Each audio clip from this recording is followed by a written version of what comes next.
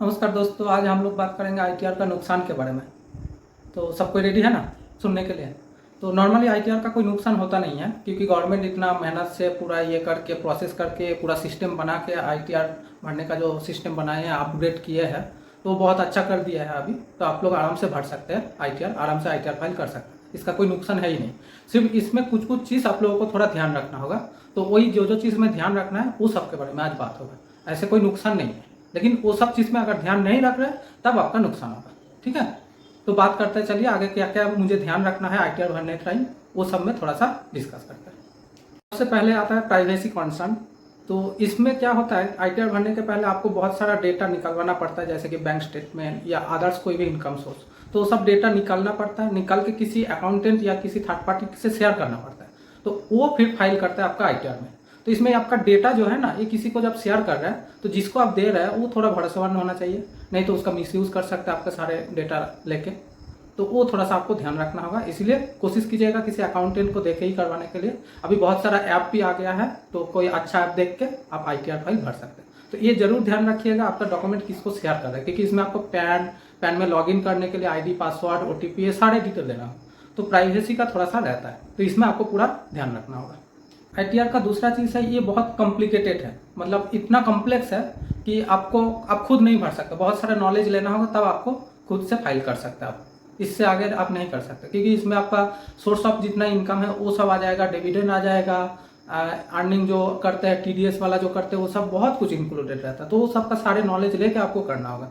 तो ये बहुत कॉम्प्लेक्स होता है, तो इसीलिए सब कोई भागता है कि नहीं करेंगे। इसीलिए पहला बार कोशिश कीजिए किसी अकाउंटेंट को पकड़ के करने के लिए, उसके बाद आप वीडियो देख के इधर उधर से देख के कोशिश कीजिए अगर हो सकता है तो। लेकिन बड़ा अगर हो जा रहा है, ऑडिट के लिए हो जा रहा है, ट्रांजैक्शन बढ़ जा रहा है, तो मत कीजिए और किसी अकाउंटेंट को देके ही करवाइए, मेरा सजेशन है। तीसरा पॉइंट है टाइम कंजम्पशन। इसमें टाइम थोड़ा ज़्यादा लगता है, क्योंकि आपको पूरा साल भर का सारे जितना बैंक अकाउंट है, सारे बैंक अकाउंट का स्टेटमेंट चाहिए होता है रिकॉर्ड के लिए, प्लस आपका जितना इन्वेस्टमेंट है उसका सारा स्टेटमेंट होना चाहिए। इसके अलावा और भी जितने सारे सोर्स ऑफ इनकम हो जाता है उस सबका स्टेटमेंट या डेटा आपको शेयर करना पड़ता है। तो ये सब कलेक्ट करने के लिए भी आपको एक लंबा चौड़ा टाइम लग जाता है, उसके बाद फिर अप्लाई करना, तो एक लॉन्ग मतलब टाइम टेकिंग काम है। चौथा आता है कॉस्ट ऑफ प्रोफेशनल।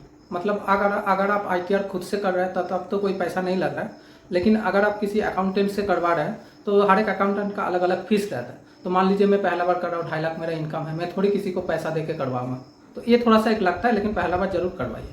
तो कॉस्ट एक आपका खर्चा होगा, तो उसी के लिए थोड़ा सा ध्यान रखना है, बहुत ज़्यादा कॉस्ट खर्चा ना हो, वो थोड़ा सा ध्यान रख के आप आईटीआर फाइल करवाइए।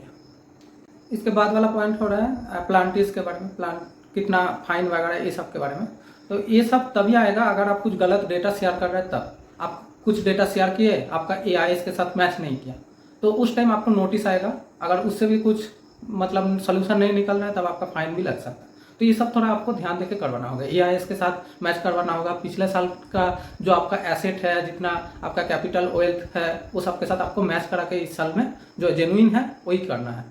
कुछ अलग से जितना झूठ आप बोलिएगा, जितना छुपाइएगा, तब आपको प्लांटी और नोटिस या फाइन का चक्कर में आपको पड़ना होगा। तो बस यही सब थोड़ा सा ध्यान रखिएगा। और आईटीआर भरने का लास्ट डेट है 31/7/2024। तो जो अभी तक नहीं भरे हैं, जो फाइल नहीं किया है, प्लीज़ फाइल कर लीजिए। जिसका 2.5 लाख से ज़्यादा इनकम है तो वो कंप्लीट कर लीजिए। और ये सब चीज़ जरूर ध्यान रखिए जो मैं डिस्कस किया। और सबसे लास्ट में और एक मैं बार बार रिक्वेस्ट कर रहा हूँ, आप जो पैन का डिटेल दे रहे हैं उसमें एक आईडी पासवर्ड होता है, तो आईडी पासवर्ड अगर किसी थर्ड पार्टी से करवा रहे हैं, अकाउंटेंट छोड़ के किसी थर्ड पार्टी लोगों से करवा रहे हैं, तो आईडी पासवर्ड चेंज कर लीजिए। आईटीआर करने के बाद आईडी पासवर्ड चेंज कर लीजिए, तो ये आपका डेटा सिक्योरिटी रह जाएगा। तो दोस्तों ये सब था आपका आईटीआर का नुकसान क्या क्या होता है, क्या क्या ध्यान रखना होता है। तो कल मैं और डिटेल में बात करने वाला हूँ, नेक्स्ट वीडियो मेरा जो आने वाला है उसमें आईटीआर भरने के लिए क्या क्या नॉलेज होना चाहिए, क्या क्या अच्छे से ध्यान रखना चाहिए, उसके बारे में एक डिटेल वीडियो में लाने वाला हूँ। प्लीज़ आप लोग जरूर सब्सक्राइब कर लीजिए, तब मिस नहीं होगा। जैसे ही मैं नতুन वीडियो डालूंगा तो आपके पास नोटिफिकेशन आ जाएगा। और मेरे चैनल को प्लीज़ सब्सक्राइब कीजिए और नोटिफिकेशन बटन ऑन करके रखिए। Thank you.